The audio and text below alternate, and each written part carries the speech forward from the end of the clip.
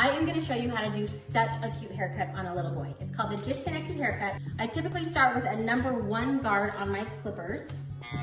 So on this side, we're going to clip up about 1 inch and make our way around to the other side.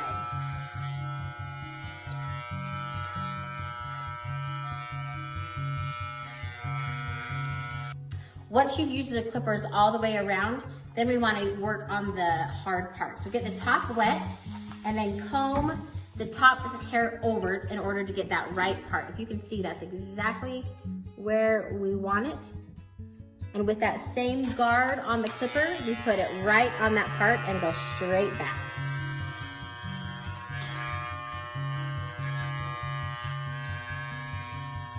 So make sure when you're using the clippers, you're coming all the way out to the very perimeter of the hair so we don't have any hairs camping out right here. So I started with a number 1, went up to a 1.5, and then I ended with a number 2, rocking away from the hair. Now, just by doing that, we've got a pretty decent blend on the haircut, but we will make sure it's perfect once we're all finished.